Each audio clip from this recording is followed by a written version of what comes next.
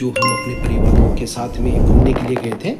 तो आपको मैं बताना चाहता हूँ कि उस दिन जो समय था वो था मकर संक्रांति। और मकर संक्रांति के बारे में आज हम जानेंगे कि मकर संक्रांति क्यों मनाया जाता है।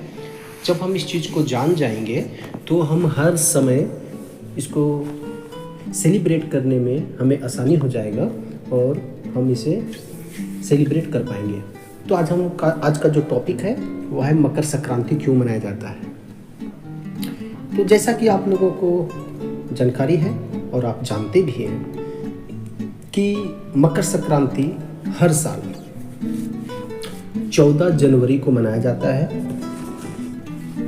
यह मकर संक्रांति का जो फेस्टिवल है यह बहुत ही पुण्य का एक पर्व है जिसे हम अपने भारत देश में मनाते हैं। भारत देश में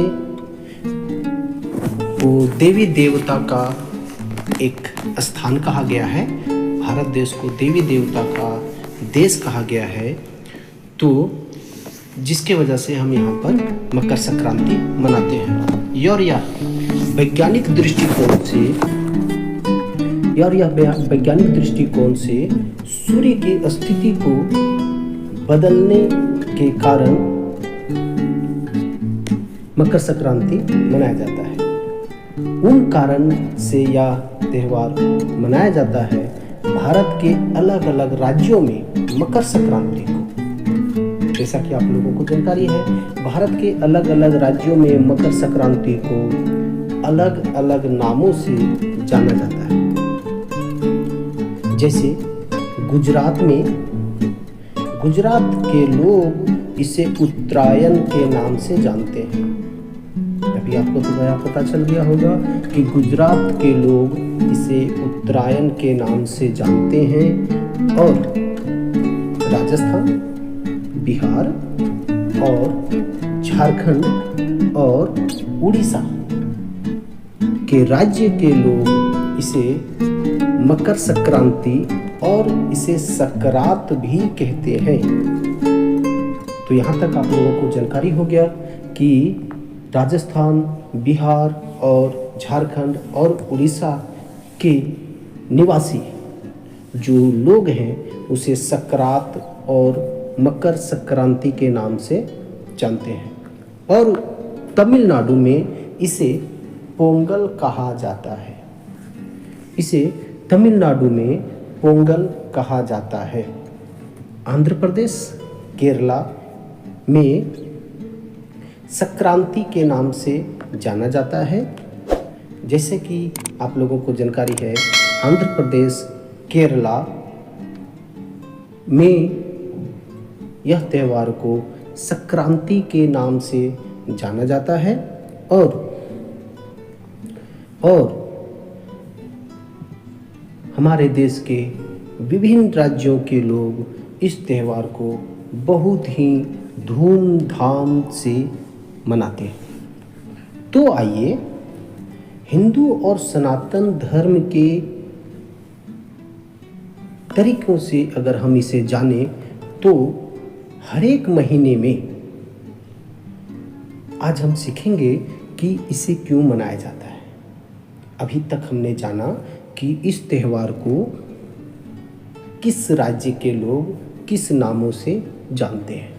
तो हिंदू या सनातन धर्म के हिसाब से यह त्यौहार को मनाने के पीछे जो कारण है वह यह है कि हम अपने हर एक महीने को, जो साल भर में 12 महीने होते हैं, उस महीने को अगर हम एक महीने के बारे में जानना चाहें तो उस महीने में 2 पक्ष होते हैं जिसे हम 15 दिनों का विभाजन करते हैं।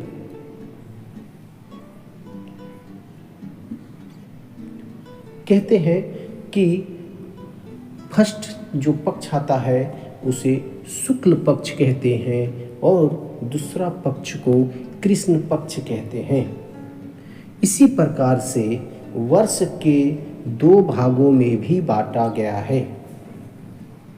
2 भागों में बांटा गया है। जो हमारे 12 महीने के एक साल होते हैं। एक को हम उत्तरायण कहते हैं 6 महीने को, और दूसरा जो 6 महीने है उसको हम दक्षिणायन कहते हैं। तो यहाँ तक आप लोगों को जानकारी मिल गया कि 6 महीने को हम उत्तरायण कहते हैं और दूसरा है दक्षिणायन।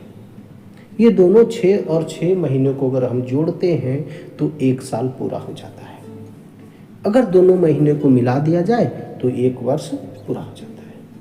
जैसा कि आप लोगों को जानकारी है, और मैं आपको बताना चाहता हूँ कि मकर संक्रांति के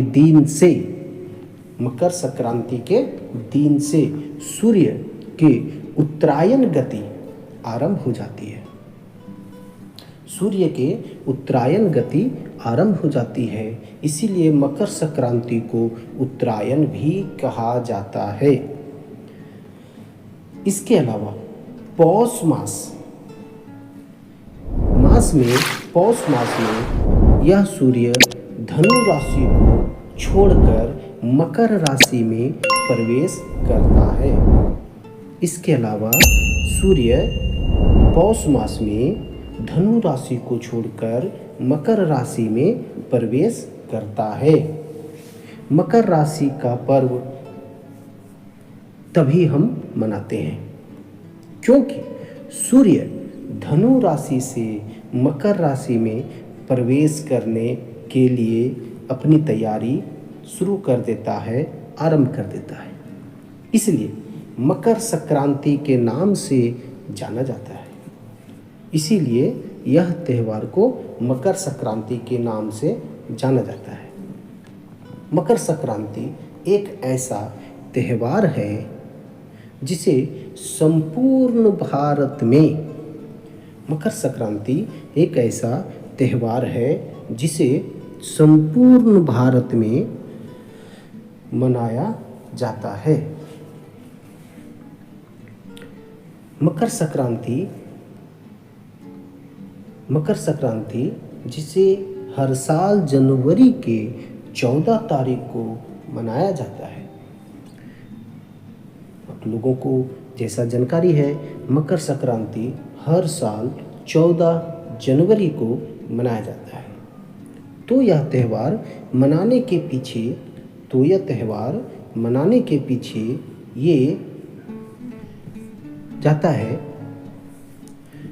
तो यह त्यौहार मनाने के पीछे वैज्ञानिक दृष्टिकोण भी है, वैज्ञानिक कारण भी है। इसके अलावा धार्मिक मान्यताओं भी है, जैसे कि हिंदू धर्म के अनुसार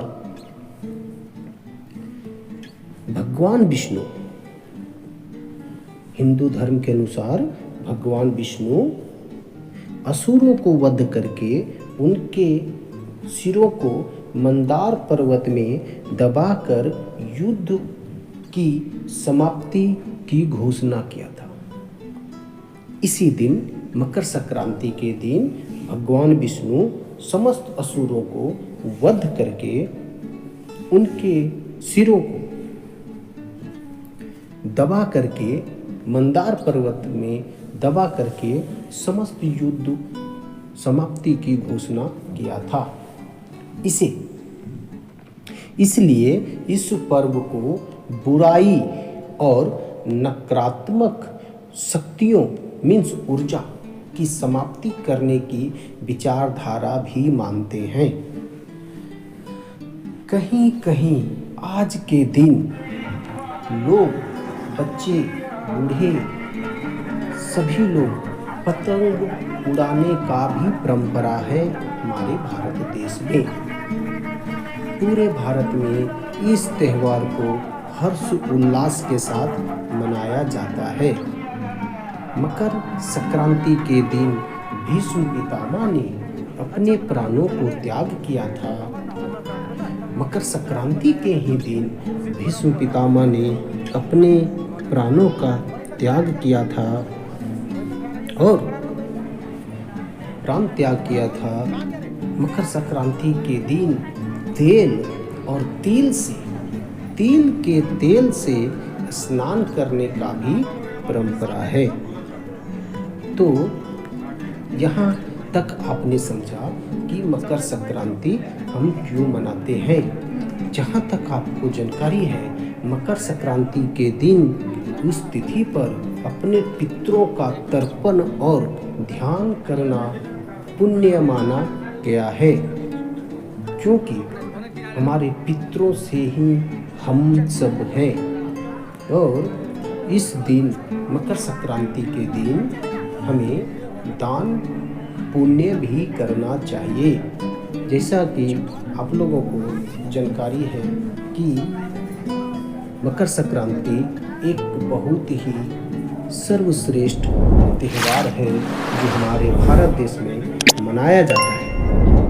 तो चलिए, आज के दिन हम अपने परिवारों के साथ और बच्चों के साथ में मकर संक्रांति पर्व को मनाने के लिए हमारे घर से थोड़े ही दूरी पर, लगभग 40 किलोमीटर की दूरी पर हम घूमने के लिए चलते हैं। जो यहाँ पर अभी आपको दिखाई दे रहा है, यहाँ पर भगवान विष्णु भी दिखाई देंगे, उनकी चित्रकला दिखाई देंगे। और अभी आप जो देख रहे हैं, ये है हमारे भगवान शिव।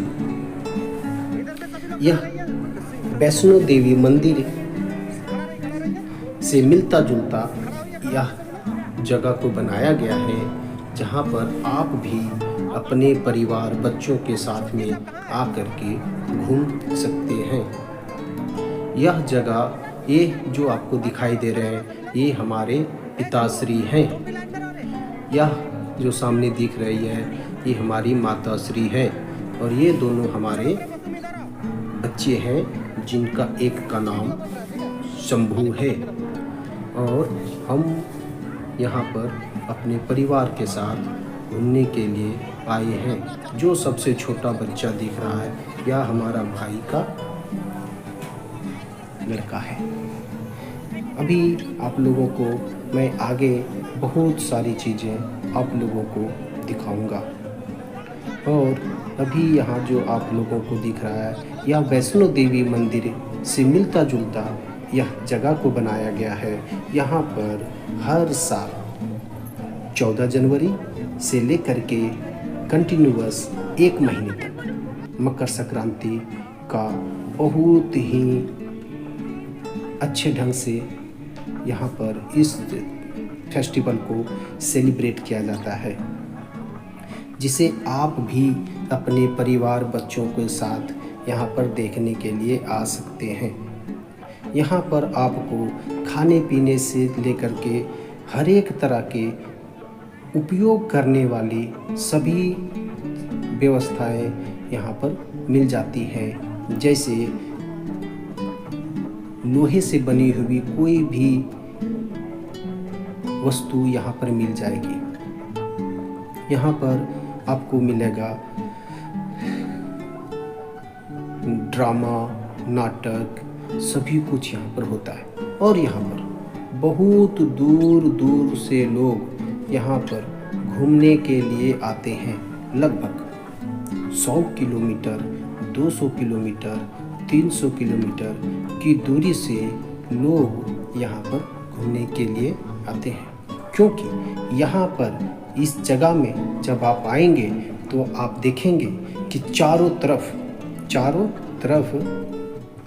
एक बंजर जमीन है, जो लगभग 10 एकड़ में फैला हुआ है।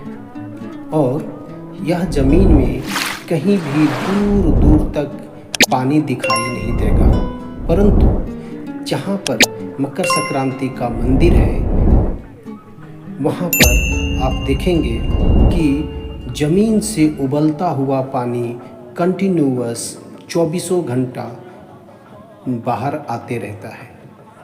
यहाँ पर कुछ लोगों का मान्यताओं के अनुसार आप यहाँ पर कुछ मन्नत भी मांग सकते हैं।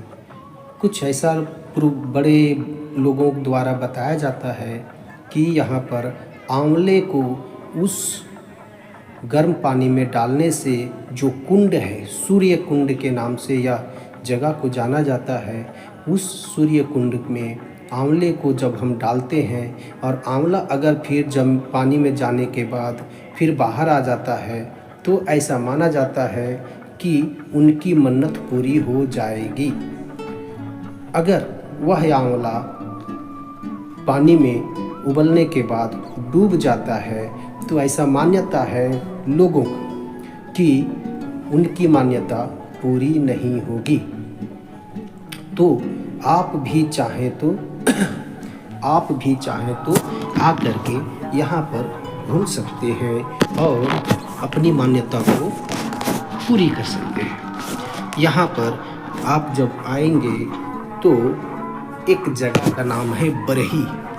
बरही से लगभग 30 किलोमीटर की दूरी पर यह सूर्य कुंड उपस्थित है, जहाँ आप जा कर के आनंद ले सकते हैं, पूजा कर सकते हैं और अपने परिवार बच्चों के साथ आनंद ले सकते हैं। यहाँ पर अभी हम लोग जो जा रहे हैं कुछ सामान खरीदने के लिए, जो आप लोगों को दिखाई दे रहा है, यह जगह पर हर एक चीज़ों का व्यवस्था किया जाता है, खाने से लेकर के घूमने तक का, और हर तरह का वस्तु सामान, लोहे से बनी हुई सभी सामान यहाँ पर मिलता है।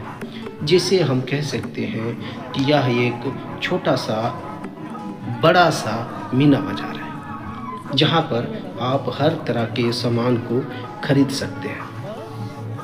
जैसे कि यहाँ पर बताना चाहूँगा मैं आप लोगों को कि यहाँ पर हर दिन लगभग 20,000 लोग पहुँचते हैं। 20,000 लोग पहुँचते हैं और यहाँ पर आकर के घंटों तक अपना समय को थोड़ा अपने परिवार के साथ रहने का फ़ायदा उठाते हैं और खुशी खुशी सारे सामान को यहाँ से खरीदा जाता है। परंतु काफ़ी लोग आने के कारण यहाँ पर कुछ महंगा सामान भी मिलता है, जिसे आप देखेंगे तो दूसरे जगह के अपेक्षा आपको थोड़ा सा महंगा भी मिलेगा। परंतु एक महीने का यह त्यौहार जो लगता है, यहाँ पर आप आएंगे तो काफ़ी कुछ अच्छा देखने को मिलता है। जैसा कि आप लोगों को मैं बताना चाहूँगा कि यहाँ पर जो दिखाई दे रहा है, देखिए बर्तन सभी तरह के यहाँ पर आपको मिल जाएंगे। यहाँ पर आप लोग जो आएंगे, कई प्रकार के हर तरह की सारी सुविधाएं उपस्थित व्यवस्था की जाती है। मैं आपको बताना चाहूँगा यह जगह काफ़ी अच्छा है, बहुत ही अच्छा जगह है। आप भी चाहें तो यहाँ आकर के अपने परिवार बच्चों के साथ में आकर के घूमें। साल में सिर्फ 1 महीने का इस जगह पर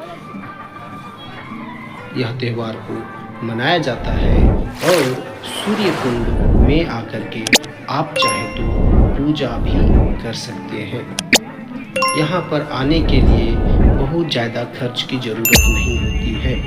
लगभग अपने घरों से जो भी चाहे लेकर के आ सकते हैं। यह जगह बहुत ही अच्छा जगह है घूमने के लिए। यह जो आपको दिखाई दे रहा है, यह बहुत ही बड़ा एक झूला है, जिसे आप आकर के इसमें भी बैठ करके अपने परिवार बच्चों के साथ आनंद ले सकते हैं। यहाँ पर जनरल स्टोर से लेकर के सभी सामान की यहाँ पे मिल जाता है। मैं आप लोगों को बताना चाहूँगा, यह ज़्यादा दूरी पर नहीं है। समय मिलने पर कभी न कभी ज़रूर आइए। यह जगह एक बहुत ही अच्छी जगह है, जिसे हम कहते हैं सूर्य कुंड। किसी भी व्यक्ति से अगर आप पूछेंगे कि मुझे सूर्य कुंड जाना है, तो कोई भी व्यक्ति यह आपको जगह के बारे में बता देगा। आप अपने परिवार बच्चों के साथ आकर के घूमें फिरें और एंजॉय करें। यहाँ जो आपको दिखाई दे रहा है, यहाँ पे सभी तरह के लोहे के वस्तु मिलता है, जैसे कुल्हाड़ी और बहुत सारी चीज़ें, जैसा कि आपको यह वीडियो में दिखाई दिया जा रहा है। तो आप यहाँ आकर के ये सभी सामानों को खरीद सकते हैं।